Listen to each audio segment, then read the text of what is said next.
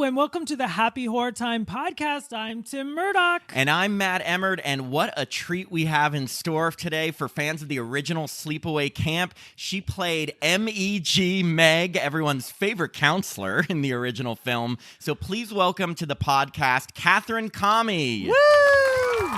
Thank you, guys. Yay. Hi, Katherine. It is such a pleasure to have you here with us. Thank you. It's great to be here and see you, even over Zoom. It's so nice. I know, but we just have to say for our listeners, even though you're only hearing this, Katherine looks phenomenal. Bold and beautiful. Yes, she looks great. So I wish you can, but we'll have to take a screenshot or something at the end. But, you know, before we jump right into MEG, our favorite counselor, I read on Wikipedia that at age 11, you performed as a ballet dancer at the Metropolitan Opera House. I did. Yes, I was a ballerina.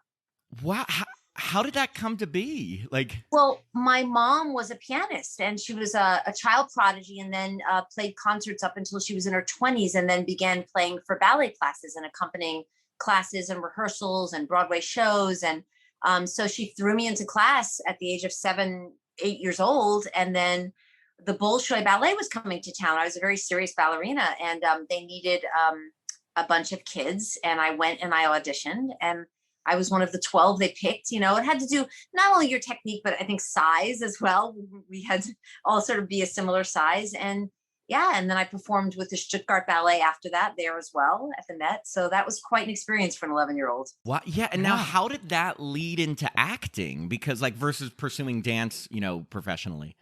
That's funny because no one has actually ever asked me that. And so I really appreciate that question because it's a good story. Okay. So there was a girl who was there and she was an actress and a dancer. And her name is going to escape me right now.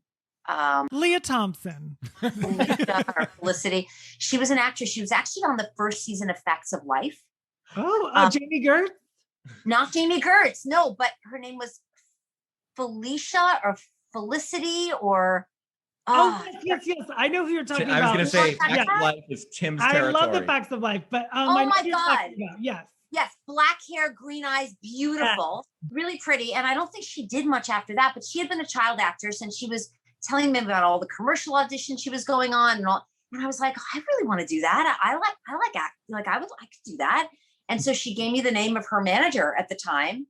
And unbeknownst to my parents, I called because, growing up in New York, you take taxis by yourself at 11, you're on the bus. And I mean, I was going back and forth to the Met by myself on my mom gave me $5 taxi fare, to come home at night. And anyway, so I called the manager up and she said, okay, do you want to come for an interview? In those days, it was a little bit easier. And I took a taxi by myself. She lived not far from me and I interviewed her and she gave me something to read and somehow I read it and she signed me. And she said, well, we need your parents. So I said to my mom, guess what? I got a manager and I'm going to be an actress. And that's it. That was it. What was your mom's reaction? She said, great. Okay. Oh, that's great. Right. That's awesome. I expected that might happen. Well, no, but that's great because a lot of people, I feel like we've interviewed other people who started, whether it was in, theater is obviously is a very common one. Some dancers, it's all creative arts. It all kind of leads to the same path, but that's really cool. And now I need to know that name. Yes, I know. I will look it up, but I know exactly who you're talking about. She's got long black hair. Long black hair. It's like Felicia or Felicity or something. And she was really nice and beautiful. And I was so in awe of her, because I saw her on commercials. Yeah, she was in the first season before they cut it down to the 4 girls. Yes. Oh, yes. Wow. Yes. Again, you just hit. And speaking of Tim's specialty, oh my gosh. Moving on to, so I think your first on-screen role was on the soap opera All My Children. Is that correct? Yes, I'd done a lot of theater in New York. I did a lot of theater and stuff. And I had screen tested for the role of Cassie on One Life to Live, the original Cassie, and didn't get that, but they recommended me to All My Children. I was about 16 at the time and I auditioned and then it was only supposed to be a few days. And then they kept adding, and then they signed me to a contract. So yeah. Yeah. I mean, and then you were in Guiding Light. I mean, obviously that's 2 soap operas. Yeah. What was it like being on, the schedule? What was that? Oh. I mean, what a learning experience. I lived on 79th Street in Manhattan and we shot on 67th Street at the ABC studios. So the guy who played my lover in the show, Mark, he lived across the street from me, so we'd walk to work together, and it was incredible. And then after that, Guiding Light for 4 years. And then actually, when I came to LA, I actually did a few months on General Hospital and a few weeks on Young and the Restless. So, oh my gosh, you did the circuit of soap operas. What was the craziest storyline for your character on any? Probably General Hospital. My husband, I was pregnant and we had no health insurance. So we went to the hospital to try to get me treated and they wouldn't. And he had strapped a bomb to himself. And so he said he was going to blow up the hospital unless they treated me. So, so great. Yeah, that's pretty good.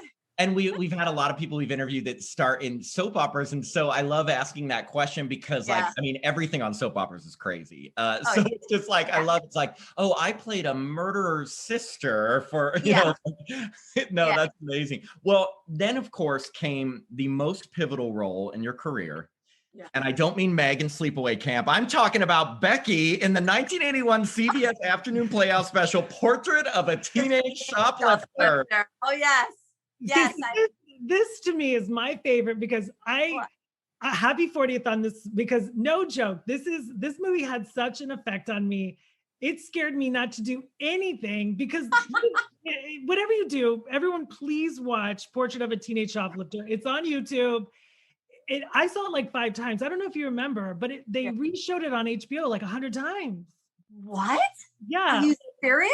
Yeah, like I saw it so many times as a kid, and your role in particular had an effect on me because you did not steal. You told the girls. You warned the girls. Oh yes. So what do you remember? My question is, because this is just a little segment just for me, Matt. You know, it's about horror movies. Yes. Forget it right now. It's me and you, Tim. Okay, these are my questions. Yeah. Do you still talk to any of the ladies from the Portrait of a Teenage Shoplifter? Not really. No. It's so long ago. Like Maureen TV. Did you see her in Grease too? I did. She was so good. And then we did Fame together. Oh, I had a small part in Fame. Most of it got cut out, but yeah. But so yeah, I had known her from that as well. Okay, because I loved Grease too. You were my favorite one in the movie. That movie, I know it was an hour-long special, but it had a heavy rotation on HBO. So wow, I didn't know that. On me not to ever shoplift or do anything. Oh, totally. It's funny. I was just going to say, Tim told me about this. I hadn't heard of it. I'm sorry. I watched it on YouTube and wow, they were trying to hit kids over the head with morals. I mean, this poor girl, it was your friend and you were the nice one, which is great. Like you're the don't steal, don't do this. But the girl who shoplifts, they make it like she committed grand theft auto. She got strip searched. Yes. Yes. Oh, yes. I have to look up who the casting director was because I believe it was the same one for The Godfather. His name was Lou DiGiamo.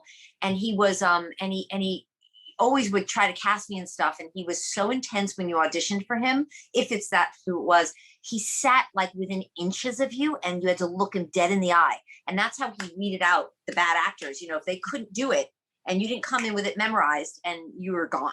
And he was so intimidating, but nothing intimidated me. When I was auditioning, you know, when you're a teenager, you know, nothing bothered me. Nothing worried me. So I do remember that. And I also remember doing a page 6, and I have it. I'll show it to you later. It's a huge page of me, and it was my publicist that set it up. And I'm wearing red cowboy boots and slipping a necklace into the boots, and it's promoting Portrait of a Teenage Shoplifter. Like I'm on. I'll have to show you. I have it.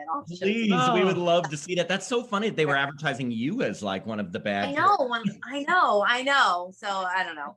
And I'm even saying bad kids. Look, I no way am I condoning shoplifting, of course, but it's like literally, it was like, hey kids, if you shoplift, your life is over. That's what it.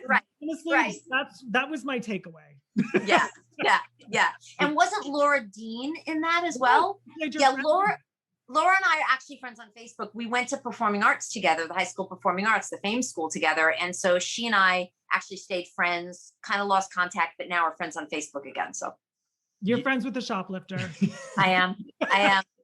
You know, It's incredible. We had to mention that, and Tim, Yes. like I said, was saying like it's like those things that just have like an impact on your life, and it definitely. Oh, who's the little doggy? Oh. My little dog, that's Elle. She's scratching to get up. So. Oh, hi, Elle. We're looking at the cutest little dog right now. I have a Saint Bernard and an Irish Wolfhound. I'm a big rescuer. So. I love dogs. That's great. I watch dogs. So. Well. Oh, good to know. Yeah. If you're a dog walker, dogs there, let me know. Oh. So we're just gonna keep all this your one going. belongings are safe. Oh, good. Oh, good. Oh, Tim, I might hit you up if you house it too. Good.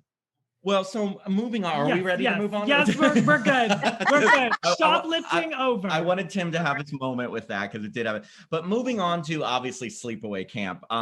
So that was your first role in a movie, right? Yeah, that was my first role. I had done some extra work and stuff growing up on various movies, but that was my first, movie. Yeah. What was the audition process like, and what did they tell you about the role of Meg when you were auditioning? Yeah, nothing. It was all improv. We did for the first audition, no script, and I had never gotten anything like that before. And I didn't really. I mean, I guess I knew how to improv. I wasn't, I kind of did. And he said, I just went in and he said, you're going to be an army sergeant and you're the meanest army sergeant around. And I want you to yell at the soldiers and really get them to do sit-ups and push-ups and everything. So that was my scene. We did it as many times as I did it. He wanted more, get meaner, get louder, get angrier, just all improv. Wow. That's yeah. Ask a team. No, but that's actually, I feel like that'd be kind of fun to do as an audition just because. It was, yeah. I mean, I did theater in college and it's like you're always reading sides and you're so like, you don't know anything about it. It's like sometimes, I don't know, I find improv can be fun because especially if you're just having to be like that one, really big emotion, it can be kind of fun to take that out. But wow, what was your reaction when you first read the full script, especially like to the end, the big ending reveal? Yeah, I don't think I got that last page till we were up at the camp and we had to sign non-disclosure agreements and stuff. And then I was kind of, who's not blown away? I mean, it took me a minute, to really go, what? Wait a minute, what? Because reading it is different than seeing it, as they're describing everything. And so it really took me a second, but yeah, I was kind of blown away. It was pretty intense. Did you like horror films prior or, not really. Not really. No, I was scared. My brothers would drag me to them. I had two older brothers and they would drag me to them. And I just, was not a huge fan, but became a fan after. Now, of course, I love them. Right. Love them. And it's totally fine. Like, a lot of people, sometimes it's like it takes time to appreciate them or like you have been in them. But like for Tim and I, starting at age, I don't know, have loved horror movies. So I know we're crazy. Felissa said that you showed up on the first day in a limo. Is that true? Oh my God, I'm gonna kill her. You have to tell us. Oh, we did. Yeah, we interviewed her. Story. She's her favorite story. Well, I was doing all my children at the time, and I had to get permission to do this film, and they worked out the schedule, and ABC was kind enough to send me there and pick me up in a limo when I had to come back and film. And so I did show up in a limo because they sent me, because then I had to film a couple of days and then come back. So they'd come pick me up and go back to the city to film. And so I guess I was a little pretentious at first when I got there, but I tried really hard to let everyone know it's not me. They just did this. I think you deserved it. I love it. Good. Oh, I love you. I think what would have been hilarious if you got out of the limo in character and was like, okay, everyone. Totally. So, no, that's incredible. Yeah, we got some good stories from Felissa talking about it, especially being at such a young age, her being in it. But so we got to mention our two favorite Meg moments in the movie. Okay, first off, the line, if she were any quieter, she'd be dead, when refusing, when referring to Angela, was classic, obviously. And then, so when she goes nuts and starts shaking Angela, saying, God damn it, answer me, before throwing her in the lake. I guess my question is, how did you approach playing such a villainous character? I was playing sort of a bitch on the soap, and it was not like this though. And so I really didn't get his vision at the time, but I trust the director you're working with, and I totally trusted Robert. And it was more just, he kept saying bigger, bigger. And I hadn't my acting is usually very natural. That's sort of where my comfort zone is doing things very naturally. But this was more like theater. So I thought, okay, wait a minute, I'm a theater actress. I can do this. I see what he wants. Whatever reason he wants it, I'm going to give it to him. So he just kept saying more, bigger, and he had a vision. And, you just got to trust your director sometimes. I love it because and it's funny because especially the way it's written and directed, she's a counselor and doing this to a camper, which is I'm wondering and there's so many times when other counselors and people find you and they're just like, hey Meg, lay off, but nobody's reporting you, I know, but when you think about it, I don't know if the Christy McNichol, Tatum O'Neal movie Little Darlings was out around the same time or 1980. Right. So I feel I remember too, it's one of my favorite movies. I loved it. And I feel like you could kind of get away with, stuff at camp somehow. Yeah, they're kind of in the same vein where kids were kids. There was nothing glossy. They weren't abuse, anything goes. No, not that part. But I mean, just the fact that you were on soap, so you were probably the most glossy and gorgeous. But was everyone, what I'm saying? But the rest were kids. They were all beginners. Yeah, they were all sort of, a lot of them. Chris Collet, I think it was one of his first jobs. And so it was a lot of people's first jobs, except of course, Mel. Well, what was your actual relationship like with the other cast members? Any fun stories from the set? Because I think I've heard Felicity said that you and that you guys were close on the set. It was so different than the actual relationship, obviously.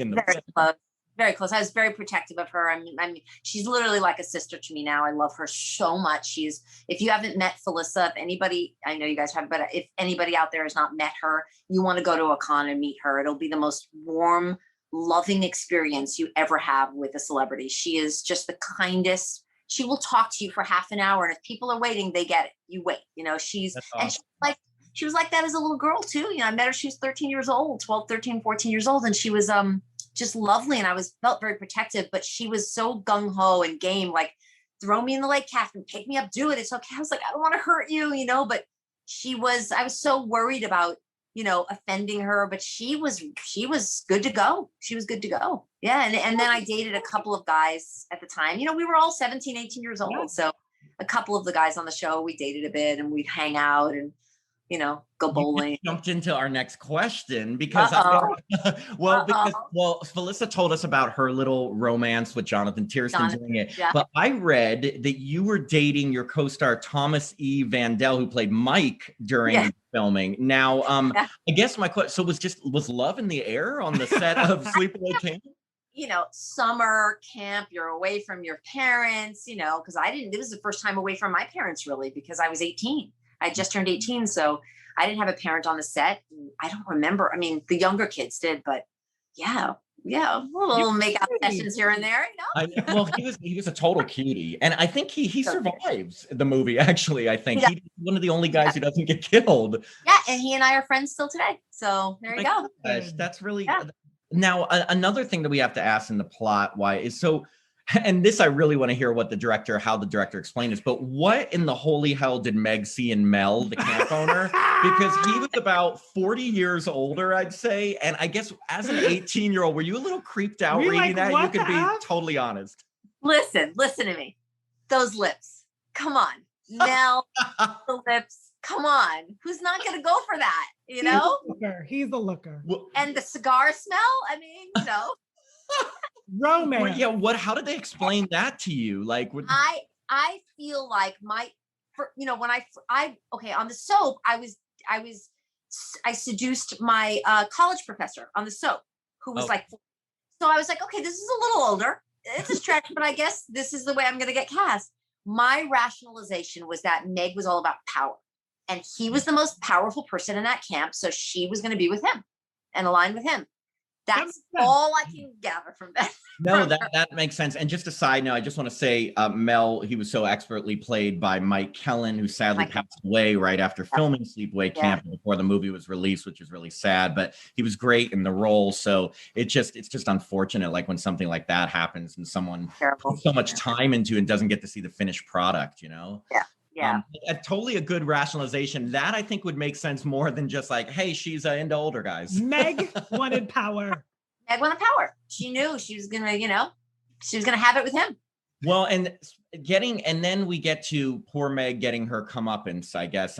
I'd say that Meg probably has one of, or the most brutal death scene in the movie, like the knife stabbing you through the curtain and dragging down your back. So the question is, what was it like filming that scene, and how long did it take to apply that humongous scar to your back? Yeah, the scar was like 3 hours, lying face down, naked, except for they had a towel on my, my nether regions, and I was really sick. I had the flu, really sick, like 102 fever sick. And my mom actually drove up. She took a bus up, no limo for her. And she oh, peasants. She came up because she was really worried about me. And we're very close. We were best friends our whole life. So she came up and it was, and we filmed at night. So I just was taking Tylenol and just trying to get through it.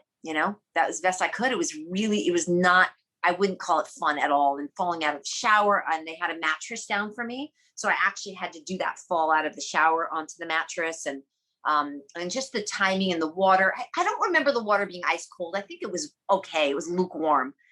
And then they threw you got to make up a song to be humming, and it can't be anything we know. Huh. I was like, okay, I'm delirious, with the flu. I did notice, because I was like, when we rewatched it recently, and probably the 100th time or whatever, and I was thinking, I was almost going to ask you, like, was that an actual song? But it makes sense that you can't actually hum a real song, so you just got to make that up on the spot. I had to make it up. And then also, I don't know if you can see, some people have said they can, that I was wearing a half bathing suit in the shower scene. I think if you look really closely, you might catch a glimpse of it, because we had a no nudity clause in the contract.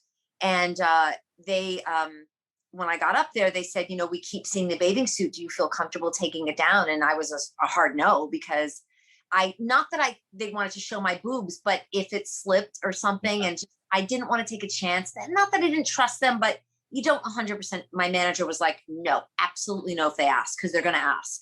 Yeah. That's so funny. We may not be the most reliable people to ask as two gay men. We probably weren't staring at the boobs as much as the guys. In the which is funny. So wait, they had a no nudity clause for the women, but like every guy is naked skinny dipping. Ahead of his time. Robert was ahead of his time, because you didn't have any naked women there. Just him, just the guys. I love it. I think, well, first off, it's going to take years for the horror genre to catch up in terms of male nudity to female nudity. So it was great that in 1983. And the guys were wearing like crop tops, and like the guys in those shorts. There's I know. So I was going to ask, this is my favorite question. Was there like a red carpet premiere, a cast and crew screening of Sleepaway Camp? I think we had a screening, but I don't remember a big premiere or anything, because in those days, I don't think you did it for sort of low budget movies. But I do remember we all went to the screening, and I remember, I don't think I'm not sure if the movie was going to play where we screened it, but I remember there was a giant poster on the wall outside in glass. And of course, being a New Yorker, as you do, everybody left, and I kind of looked around. I just slipped the poster out, and I thought, I'm taking this home, and I have it framed on the wall today. Shoplifter. You are a shoplifter. Oh no! You learned nothing. Oh, you're going to have to rewatch Portrait of. That's hilarious. Well, I skipped the part where I asked permission, actually. Of course. And what was it like seeing it on the big screen? Oh, incredible. I mean, it was, of course, you know, as we do as an actress, you criticize, you look at how you look first before anything. But I did feel like I overacted a little bit, but it's what he wanted. And once it all got put together, it all made sense that we were all sort of acting sort of on the same level. The tone had to be the same, all of us. And yeah, it was thrilling. And the kills, the special effects, because I hadn't seen any of that, was incredible. But yeah. Oh, no. I was just going to say, and then what is the theater's reaction at the end in the big reveal? And I know I keep asking it just because it's still shocking to audiences today. So I'm just wondering, what is the cast and crew doing in the very first time they see this reveal? Oh, definitely everybody gasped, because you when seeing it like that, everybody was just screaming and gasping. And I think other times when I went to see the movie, taking family and friends, people were just yelling, going, "No way! Oh my God, no! What?" So And even when I showed the film to my son, actually, who's 20 now, Jack. He also, both my kids are actors, Madeline and Jack Coughlin. And he loved horror films like you guys from the time he was little. And I think I showed it to him and his friends when they were about 12, maybe 13. And they all sat there at the end and went, huh? Like they didn't get it. It took them a minute. I said, think about it. And then when they got it, they were just screaming. It really is, because story-wise, it's good that they have the flashback to crazy Aunt Martha kind of like giving you a little explanation, but it's just so, what I love about it is that, yes, it's a great slasher film, but it has such a twist that I have never seen done in any movie at any time. No. With such a crazy thing that you weren't expecting. And you're right, with the very first time I saw it, like, because you're sitting there watching Aunt Martha say like, oh no, we can't have another girl, it has to be a boy. And then, but then you're like, wait, what did I just see? Is that Aunt? Oh my God, so. Right. Right. It's just because it's not what you expect. I mean, yeah, you kind of think maybe she's the killer, but then when you see that ending, you don't expect that. It's such a twist. Yes. So, and for then in the 80s, think about that. That was a big deal to do. Absolutely. There was no male nudity anywhere. No. Well, male nudity, any sort of, I don't even know if transgender was a word or if there was any sort of. I know, but for me, I grew up in the ballet world. So I was, I grew up with everybody, you had, I guess, transgenders there, but there was no name for them, who guys and girls and, it was all, I grew up with everything. So I was thrilled with the ending of the movie. I think it's great. And I guess I kind of know the answer to this before asking, but I'm still going to ask it. Like, did you ever think that it would become such a cult classic, like that you'd be talking about it 38 years later? Never. I ran from it, to be perfectly honest, for a long time because I was a serious dramatic actress. I wanted to continue. I did another horror film after that, but then I was like, no more. And I did have offers for others. I should have taken them, but I just didn't. I wanted to do 1 hour dramas and movies, and I did. I did a lot of stuff and kind of ran from it. I really didn't talk about it. I didn't answer fan mail. I just didn't want to do cons. And then when Felissa got in touch with me years ago, she said, do you understand? Because I had kids and I was raising my kids and they were actors and managing them. And then when Felissa contacted me thank God, through Facebook, and we got in touch again, she said, I don't think you understand what's going on. And I was like, I don't know what this con thing is. I don't want to do it. She goes, just come to one. And then my manager, Mike Perez as well, said, he called me and it's like, just come to one and see. And when I came downstairs and there was a line of people waiting to meet me, I had no idea. I can't believe it. I still can't believe that story. That is such a heartwarming story. First off, thank you. A shout out to Mike Perez, because the best. The best. Us. He's been very, very helpful and supportive of the podcast. But that's the thing that we've heard from people. It's like sometimes people don't know the level of fandom there is in the horror genre, and how, I think it's easy to assume, people that love horror movies, they must be creepy. You know what I mean? But it's like a lot of people are just really dedicated fans and absolutely love these people like yourself who did such great, memorable performances in the movies we love. Yeah. And there's a lot of horror film directors that credit Sleepaway Camp with sort of setting them on a course to direct horror. And I've met them, and when they find out who I am, let's say my kids are working with somebody or something, and they're like, who's your mom? What? Your mom played Meg? And they're like, what? They're like, that movie that made me want to direct horror films. And so I'm so proud of it. And I grateful for it always. And we as fans are grateful for people like yourself and Felissa and other people who are just like really embrace the characters and embrace the movies. And I would totally understand, like when you're first starting in the business, of course, like thinking, maybe I'll try to move into something else, but at least it's kind of like a resurgence. A lot of films from the 80s and 90s that people are realizing had such cult followings, and wow. Yeah. Like, just out of curiosity, at any point did you take it off your resume and then put it back on? And then I might have. I don't know. I think I always had it on there, but nobody knew sort of what it was. And now it's front and center. Hey, Sleepaway Camp. Well, it's funny you mentioned another horror movie because as a horror movie podcast, we do want to mention Silent Madness, which came out last year, where you played a nice sorority girl named Jane. And we noticed, though, which is a great, so we love horror movie connections. Yes. We noticed that Paul D'Angelo, who played the head counselor Ronnie from Sleepaway Camp, was also in that movie. How did that happen? Did you both know you were auditioning? I have no idea how it happened. Just there he was on set. I have no idea. Did you say, oh my God, like Paul? You know, I have a feeling I probably told him I had this audition and he called and like got an audition for it or something. I honestly don't know. It was just really weird, but he's a lovely guy. You should have played his brother and that blonde was your sister. I didn't buy it. I don't know. Yeah, it was all, but I was playing the piano for real in that. A little shout out to my mom. I was playing the piano for real in that. I was playing Furley's because my mom was a pianist. So I can't play anymore, but I played, all through my childhood and early adulthood. And then working with Vivica Lindfors, who was in it, was, iconic. She was amazing. I didn't really know who she was, but my parents did. And they were so excited. So excited. I was just happy not to get killed again in it. Yeah, you survived and you played and that was it. Yeah, it was great because I think we just watched it and I think because you find Ronnie, I'm going to keep calling him Ronnie. Yeah. Your sister dead and then you are brought to safety. So I think you may be the only sorority girl who survives. I know. So thrilling. How did it feel switching from playing like a villain in Sleepaway Camp to, I guess, a survivor in that one? A good girl. Yeah. She was kind of a nerdy good girl. And not as exciting, but it was in 3D. Yes. But do you know that when it came out, didn't come out in 3D? What? Okay. Because I had some questions. I was like, there were things that very 3D pushing, but then I was like, I thought I've heard of every 3D movie. No, didn't come out in 3D. No. I was like, oh my God. And it just sort of disappeared after that. I don't know what happened.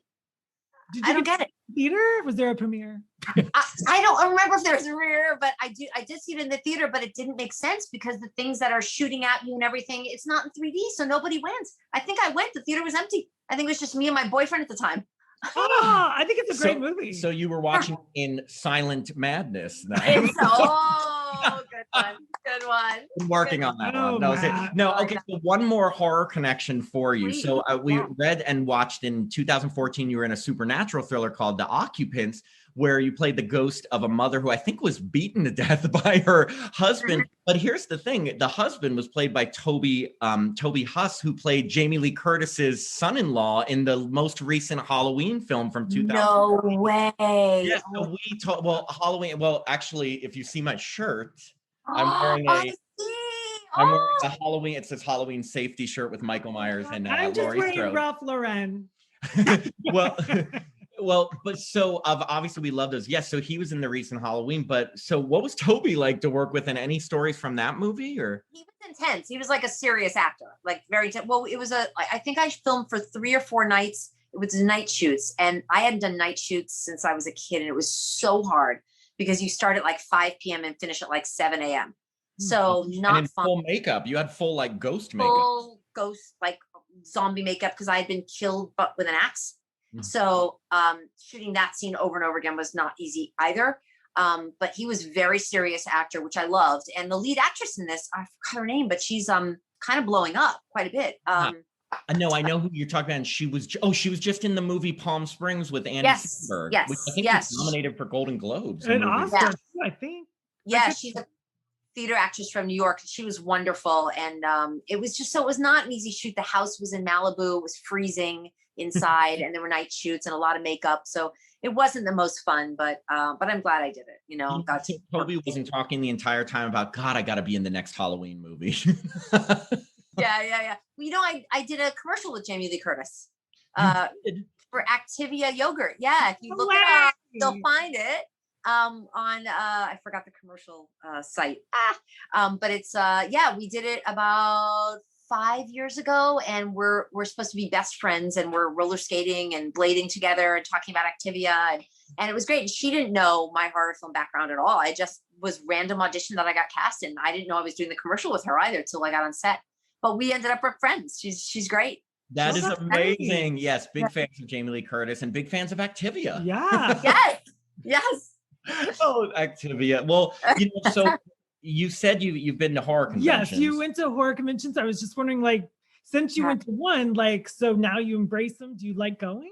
Yeah, I love going. I just started, so I think I just about a two-year anniversary now. Well, COVID year doesn't really count, but I've probably done 6 or 7 of them, and everybody is so lovely. Like, I can't believe how much you affect them with what you did, your movie. And it's so nice to meet them and hear their story of when they first saw it, and there's kids coming and they're seeing it, and I love it. I can't wait to get back out there and meet more people. And I'm just so thrilled to be able to talk to people about it now, And I'm guessing you've made friends with the people in the sequels, Sleepaway Camp 2 and 3. I don't know them.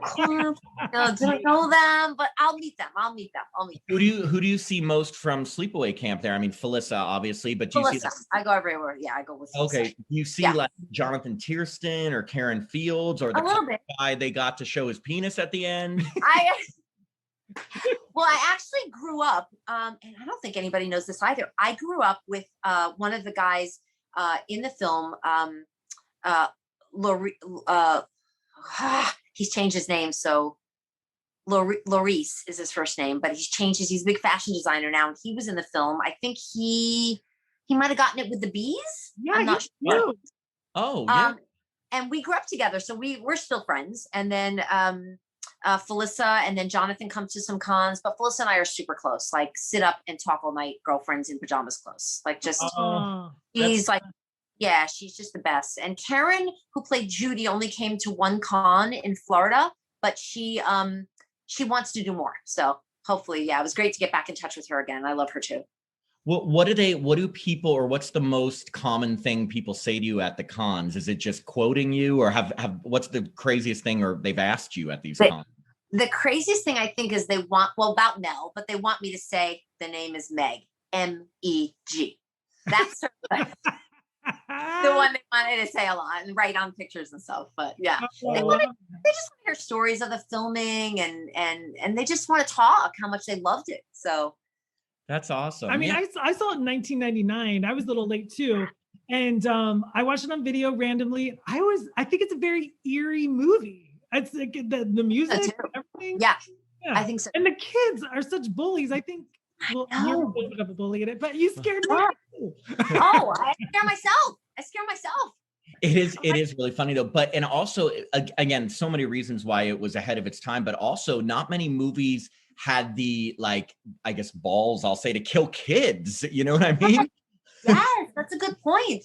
That's a really good point. Like when they find, when there's the sleepover in the woods, and then the counselor comes back and like all the kids are massacred. Yes. And then how they killed a lot of them. Some of the kills were truly disgusting. Yeah. So the curling iron, I mean, well, when has that ever been done? You or Karen Fields, I'd say, with the curling iron.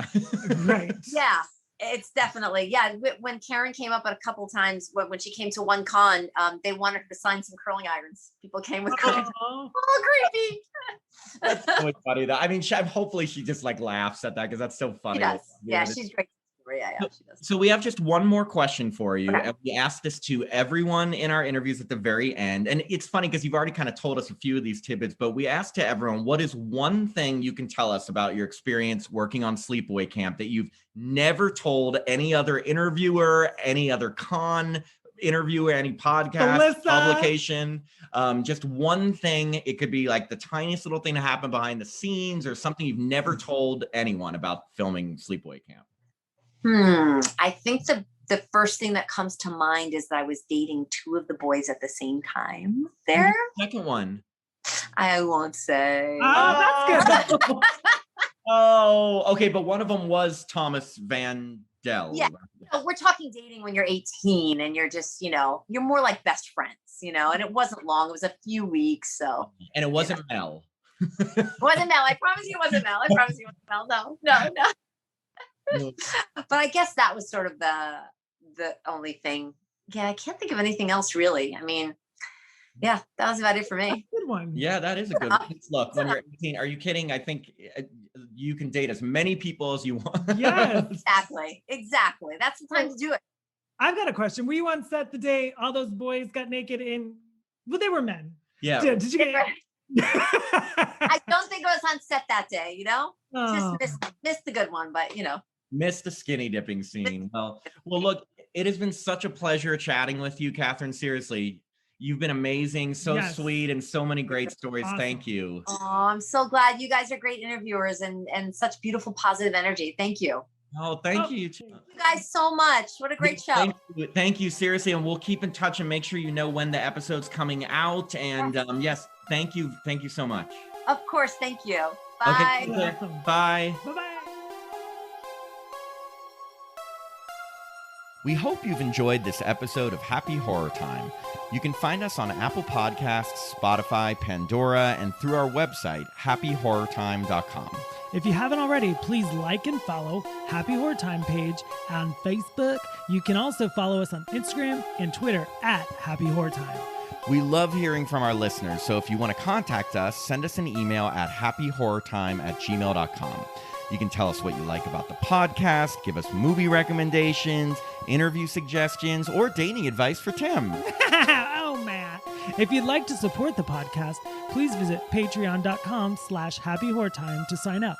Patrons get access to our growing library of bonus episodes where we look back at old horror films, popular franchises, and other fun stuff. I'm Matt Emmert. And I'm Tim Murdoch. And we hope you've had a happy horror time.